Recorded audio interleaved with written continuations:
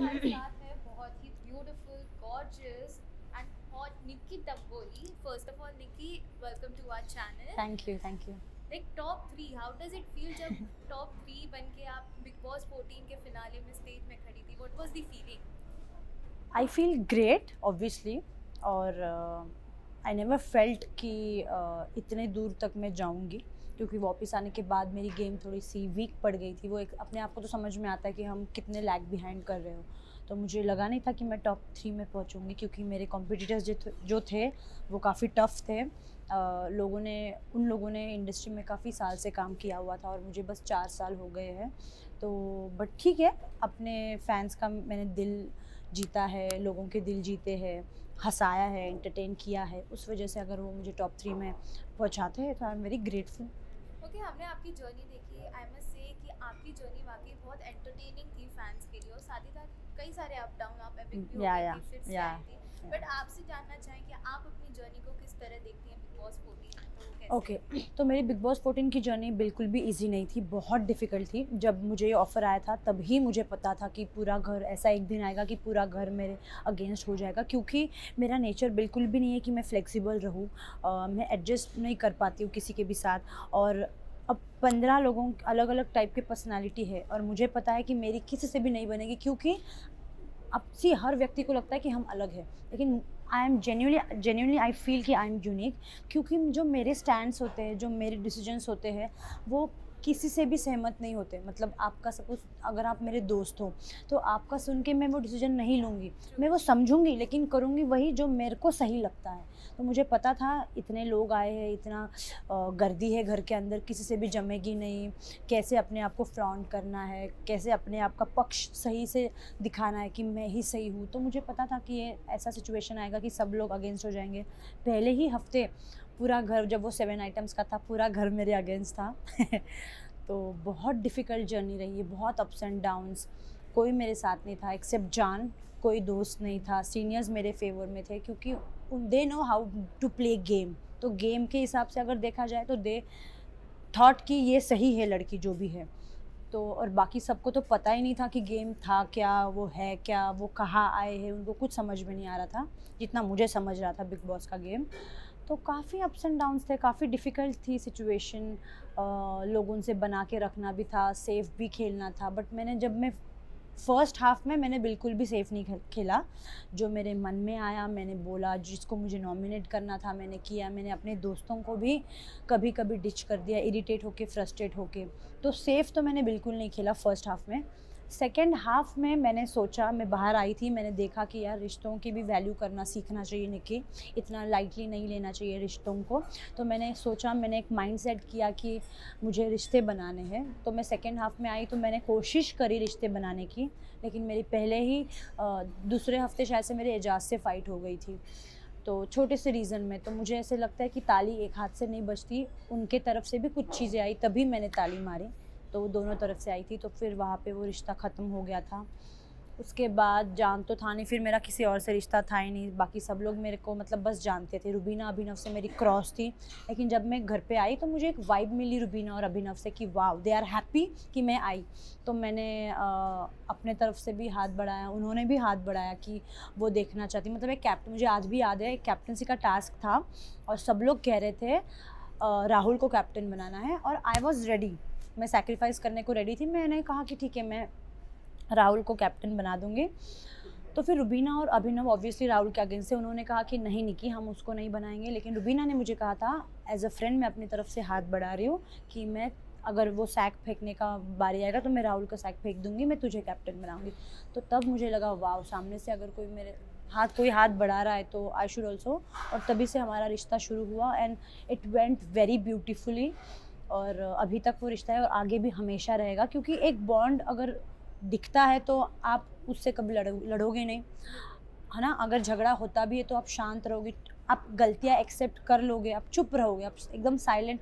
तो वैसे मेरे और रुबीना की भी मतलब अंडरस्टैंडिंग में बनती नहीं थी, लेकिन जब वो मुझे समझाती थी मैं चुप बैठती थी, और जब मैं कहती थी तो वो भी चुप बैठती थी।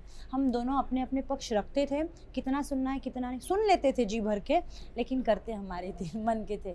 आप तो यूनिक हो, इसलिए फैंस आपको इतना प्यार देते हैं। या हमने शुरुआत से ही देखी है, जो जीतने का जुनून था था, Yes, वो सिर्फ yes. निक्की तंबोली में ही था शुरुआत से लेके Of आखिरी course, तक। yes. जब आप टॉप 3 में थी हम्म। और रुबीना को एज अ विनर अनाउंस हाँ, किया, व्हाट हाँ। Was the feeling? आपको कहीं ना कहीं डिसअपॉइंटमेंट हुई? बिल्कुल भी नहीं, क्योंकि जैसे मैंने कहा, जब मैं वापस आने के बाद मेरी गेम वीक हो गई थी, मैंने अपने आप को टॉप 6 में भी नहीं देखा था, क्योंकि सी ना कौन कौन था, रुबीना थी, जैस्मिन, अली, उसके बाद कौन था, एजाज, और मैंने सुना था अभिनव का भी फ़ैन फॉलोइंग बहुत बढ़ गया था। 5 तो यही हो गए, और राखी थी, तो 6 यही हो गए।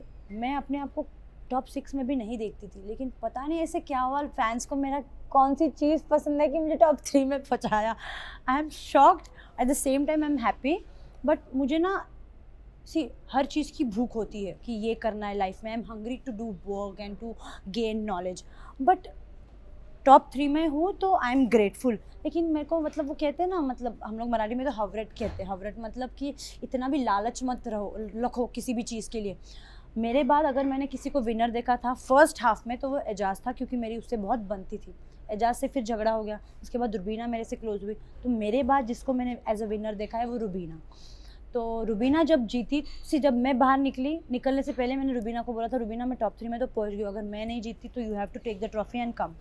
तो उसने कहा अभी देखते क्या होता है बहन, अब लेट्स सी। मैंने कहा no, you are taking the trophy, I know. और मेरे बाद अगर मैंने किसी को विनर देखा है तो वो रुबीना को। बहुत ज़्यादा खुशी हुई, बहुत ज़्यादा खुशी हुई मुझे। ओके, हाँ। जैसे कि आपने कहा कि सेकंड हाँ। जो आपको सेकंड इनिंग मिली थी हम्म, बिग बॉस में, हम्म। आपकी और रुबीना की काफ़ी अच्छी बॉन्ड बनी, सिस्टरहुड का एक Yes, बॉन्ड yes. बना। तो रुबीना कितनी सपोर्टिव थी जो आपकी सेकंड इनिंग जो बिग बॉस 14 में स्टार्ट हुई थी? तो रुबीना एक ऐसी बंदी है, वो फ्रेंडशिप को और रिलेशनशिप को बहुत अच्छी तरह से समझती है और उसे संभाल के रखती है। She don't want to lose उसके जो क्लोज होते हैं, ठीक है। तो रुबीना कहती है कि अगर उसका कोई दोस्त है, अगर वो गलत भी है, तो उसके फेवर में वो इतना बात करेगी कि गलत को भी सही वो कर देगी, वो दिखाएगी। She want to show like that कि आप गलत भी हो तो दुनिया के सामने वो आपको इंसल्ट नहीं करेगी, वो कहेगी कि आप सही ही हो। बाद में अकेले में आपको समझाएगी कि आप गलत थे, लेकिन आपका दिल कभी नहीं दुखाएगी। तो वो नेचर कहीं ना कहीं मुझे बहुत अच्छा लगा। मुझे छोटी छोटी चीज़ें बहुत अच्छी लगती। जब मैं बीमार पड़ती थी बिग बॉस के घर में, टास्क खेल के हमारे पैर दर्द होते थे, कमर दर्द होती थी, तो वो मेरी कमर दबाती थी, मैं उसके पैर दबाती थी। She used to take care of me like a sister, like a mother. वो फीलिंग मुझे घर में किसी से नहीं आई। जो सुकून बिग बॉस से बात करके मिलता था ना, वो मेंटली मिलता था। फिज़िकली इसने, रुबीना ने मेरी इतनी केयर की, ना सिर्फ मेरी, अली को जो वो भाई मानती थी उसका भी उसने इतना केयर किया है कि hats off to her. Wow. Okay, जान के साथ भी हम्म, आपकी दोस्ती शुरुआत से रही, बीच में थोड़ा दोस्ती में अप एंड डाउन्स आए। अब क्या कुछ बॉन्ड आप जान के साथ शेयर करें? अभी तो हम बहुत अच्छे दोस्त बन गए। अभी यहाँ आने से पहले हम लोग बातचीत भी कर रहे थे।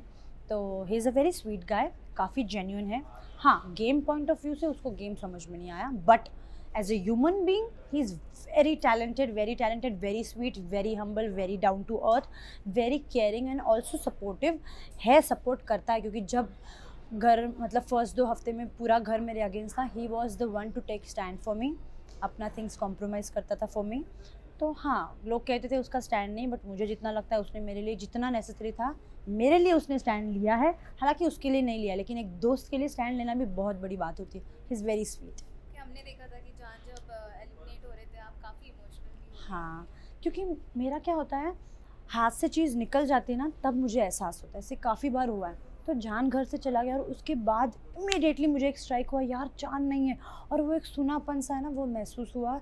एंड देन आई फेल्ट कि यार जब था तब तो इम्पोर्टेंस दिया नहीं कि अब वो फील हो रहा है कि यार वो चला गया। अब मैं मतलब मैं सोनी पड़ गई थी, किससे बात करूँ मैं, कि वो हर टाइम मेरे आजू बाजू में रहता था, मुझे अच्छा लगता था जेन्यूनली। तो वो चले जाने के बाद मुझे समझा कि जो रिस्पेक्ट मैंने उसको दी नहीं, गेम के लिए उससे बदतमीज़ी करी, वो सबका एहसास हुआ। And then I felt very bad. Okay, like Rahul Vaidya ने भी काफ़ी कोशिश की थी आपसे दोस्ती बनाए हाँ, की बिग बॉस में, लेकिन ऐसा क्या हुआ जो आपके और उनके बीच में वो बॉन्ड नहीं शेयर कर पाए दोस्ती वाला?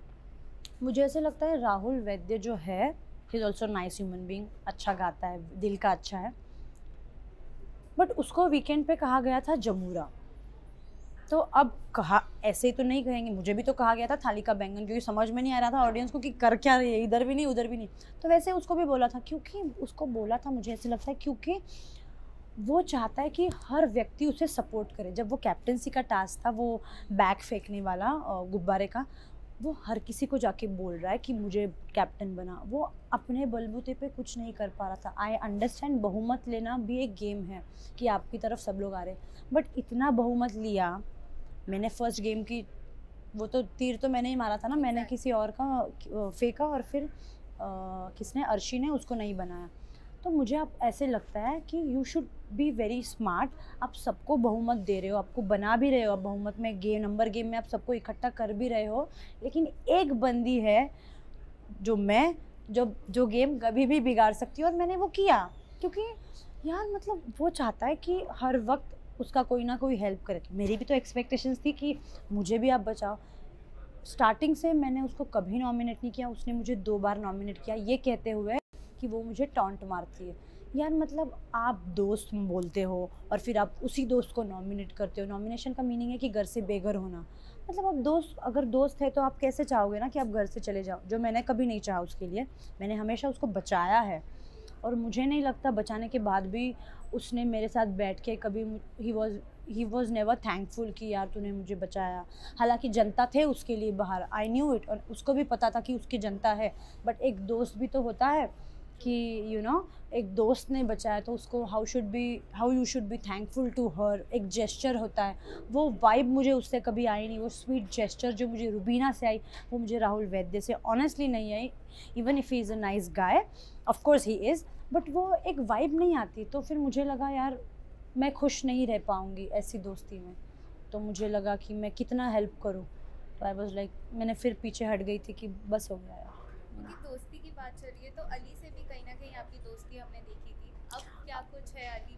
अली से ना दुश्मनी थी ना सच में दोस्ती थी। अली से मैं जुड़ी हुई थी जस्ट बिकॉज ऑफ गेम, क्योंकि टास्क आता था और टास्क में अपना 100% इन्वॉल्वमेंट देती थी। अब जब वो लास्ट टास्क था वैलेंटाइन डे का जो गुब्बारे फोड़ने थे, तो उसमें मेरा इन्वॉल्वमेंट विद अली था, क्योंकि it was only for the task था, इसीलिए मैं उसका फोड़ रही थी, उसे एंटरटेन कर बना रही थी, क्योंकि राखी ने हार मान ली थी, वो कह रही थी कि मैं कुछ करूँगी नहीं। तो मुझे उस गेम को बस एंटरटेनिंग बनाना था, इसीलिए मैं उसके साथ कर रही थी, उसके गुब्बारे फोड़ रही थी, उसके पीछे भाग रही थी। At the same time he is a very nice guy, I like him. उसका जो नेचर है, अपफ्रंट होकर जो गेम खेलता है, जो बोलता है डंके की चोट पे बोलता है, तो मुझे वो नेचर वाले लोग पसंद है और मैंने उसको जेन्युइनली लाइक किया है।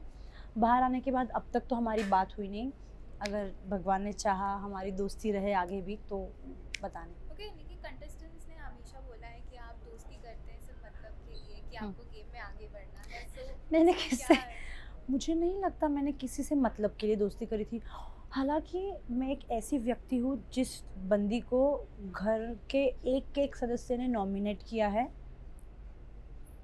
लेकिन आई एम वेरी थैंकफुल कि रुबीना ने मुझे बचाया, वरना किसी जिसके पास भी बचाने का ऑप्शन आया था किसी ने बचाया नहीं, सबने रुबीना ने भी मुझे फर्स्ट हाफ में तो कितने बार नॉमिनेट किया है। हालांकि जितना मुझे याद है मैंने रुबीना को नॉमिनेट नहीं किया, क्योंकि मेरा और उसका कुछ बॉन्ड था ही नहीं। उसको मैं इरिटेटिंग लगती थी, उसने मुझे नॉमिनेट किया, बट मैंने अपने फ़ायदे के लिए कभी दोस्ती बनाई नहीं। अगर बनाई भी होती तो मुझे वो हेल्प तो करते। मुझे आप एक चीज़ बताइए, मुझे किसने कभी सेव किया है? किसी ने नहीं सेव किया, हमेशा सबने नॉमिनेट ही किया है। एजाज को लेके, जान को लेके, रुबीना जो मेरी सिस्टर है उस तक सब ने मुझे नॉमिनेट किया है। तो मुझे नहीं लगता मैंने गेम के लिए किसी से दोस्ती बनाई। मुझे लोगों का गेम ही समझ में नहीं आया घर के अंदर, मुझे अपना ही गेम समझ में आ रहा था। मैंने कभी किसी भी टास्क में अलायंस नहीं बनाया। अब वो कोई भी टास्क ले लो, अब वो बुलडोज़र ले लो, शार्क अटैक ले लो, या कोई भी राजा रानी, मैंने कभी अलायंस नहीं बनाया, क्योंकि अलायंस कभी काम करे ही नहीं। हमेशा काम करते और रिश्ते, और मेरे घर के अंदर रिश्ते ही कमज़ोर थे। तो मुझे अपने लिए ही खेलना था, और मुझे लगता है टॉप 3 में जैसे मैं पहुँची हूँ, तो मुझे लगता है मेरे फैंस ने मुझे पहुँचाया है। मेरा जो ये था घर में जो कंट्रीब्यूशन था फॉर बिग बॉस, ये मुझे लगता है ये बढ़िया था, फैंस का दिल जीता है। और कहीं ना कहीं मुझे लगता है एंड में रुबीना का जो मेरे तरफ झुकाव था, और जिस तरीके से उसने मुझे सपोर्ट किया और मुझे फाइनलिस्ट बनाया, तो यू कांट वॉक अलोन। आप अकेले नहीं चल सकते, आपको फैंस को लेके, रिश्तों को लेके, टीम को लेके आपको साथ में बढ़ना आवश्यक है। आप अकेले कभी नहीं बढ़ सकते, और मेरे लोग मेरे साथ जुड़े हुए थे, इस बात की मुझे खुशी है। Okay, second last question, big boss में कई रिश्ते बने, जैसे अली जास्मिन के बने, पवित्रा एजाज के बने, आपको क्या लगता है ये जो रिश्ता है ये जेन्युइन था कि सिर्फ बिग बॉस में गेम प्ले करने के लिए ये फेक रिलेशन उन्होंने क्रिएट किया ओके मुझे लगता है आपको किसी के लिए भी कभी भी प्यार हो सकता है, लाइकिंग हो सकती है, और डेफिनेटली ये जो रिश्ते बने हैं वो जेन्युइन है। मुझे बिल्कुल भी नहीं लगता ये फेक रिलेशन है या फेक दोस्ती है। दोस्ती पहले से थी अली और जैस्मिन की, अब तो एक दूसरे के प्यार में भी है, तो obviously it's genuine, it's very nice. और एजाज और पवित्रा का भी लाइकिंग एक दूसरे के लिए था, अट्रैक्शन था, लाइकिंग था, अब प्यार में वो कन्वर्ट हो गया है, तो obviously it's also genuine. Okay lastly Nikhil what you have to say to all the fans, because हमने आए दिन देखा ट्विटर पे आप ट्रेंडिंग करती रहती हैं, फैंस को Thank you. क्या कहना है और क्या कुछ आने वाले प्रोजेक्ट पे अब आप वर्क ऑन कर रहे हो? मुझे अपने फैंस को यही कहना है कि आप लोगों ने जिस तरह से मुझे सपोर्ट किया, प्यार किया, मैं जिस तरह से आपके दिलों में बसी हुई हूँ वैसे ही मैं बसी रहूँगी आगे भी। आपको मैं जितना जितना एंटरटेन कर सकती हूँ, जितना हंसा सकती हूँ उतना हंसाऊँगी। मैं आप लोगों से बहुत प्यार करती हूँ, मुझे आप लोगों ने ही बनाया है, without my fans I am nothing. मैं बस हार्ड वर्क कर सकती हूँ, वो वर्क को आप लोग अप्रिशिएट करोगे, आप लोग उसको यहाँ से यहाँ तक लाओगे, तो my fans are very important part of my life.